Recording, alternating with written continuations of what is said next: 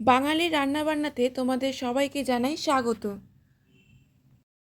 আশা করি ভালো আছো। আবার হাজির হয়ে গেছি নতুন একটা রেসিপি নিয়ে। আজকে আমি তোমাদের দেখাবো চাইনিজ রেসিপি। সেটা হচ্ছে চিকেন মাঞ্চুরিয়ান। এটা তোমরা রুটি, লুচি, ফ্রাইড রাইস, চাউমিনের সাথে খেতে পারো। আমি এখানে 600 গ্রাম মাংসের কিমা দোকান থেকে কিনে নিয়ে এসেছি। এনে ভালো করে ধুয়ে জল ঝরিয়ে একটা পাত্রে রেখে দিয়েছি 10 মিনিট। জল ঝরানো মাংসটা একটা বোলের মধ্যে নিয়ে তার মধ্যে পেঁয়াজ পাতা, 1 চামচ নুন,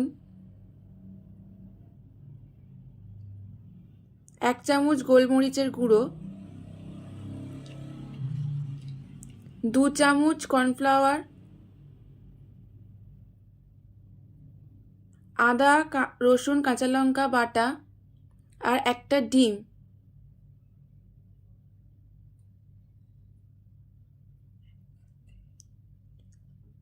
আর আধখানা লেবুর রস দিয়ে দিয়েছি।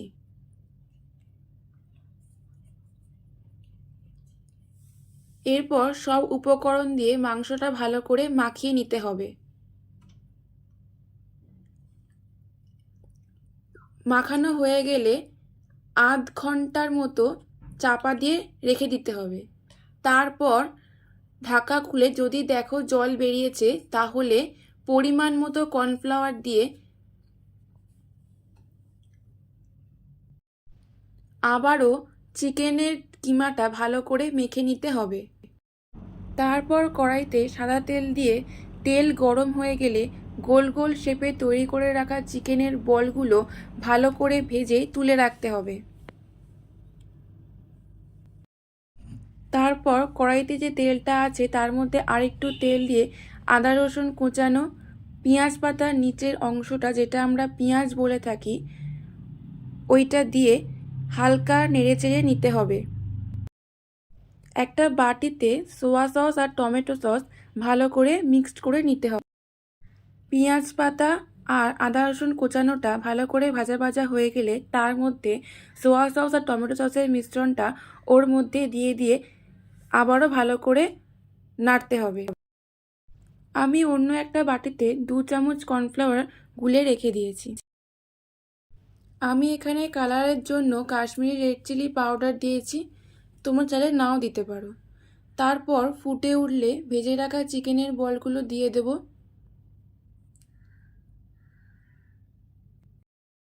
কিছুক্ষণ পর গুলে রাখা কর্নফ্লাওয়ারটা দিয়ে দেব।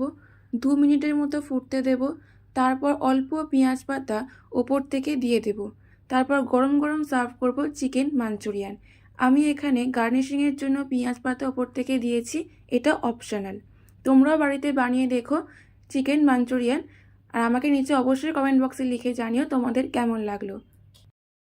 নতুন বন্ধু হয়ে থাকলে চ্যানেলটা অবশ্যই সাবস্ক্রাইব করে অনুরোধ রইল। পাশে থাকা বেল আইকনটা অবশ্যই প্রেস করে দেবেন যাতে আমি যখন ভিডিও দেবো খুব সহজেই আপনাদের কাছে পৌঁছে যায়। আর ভিডিওটা ভালো লাগলে অবশ্যই লাইক আর শেয়ার করবেন। আজকের মতো এই পর্যন্তই, আবার হাজির হয়ে যাব নতুন কোনো রেসিপি নিয়ে। ততক্ষণ সবাই ভালো থাকবেন, সুস্থ থাকবেন, আমার পাশে থাকবেন।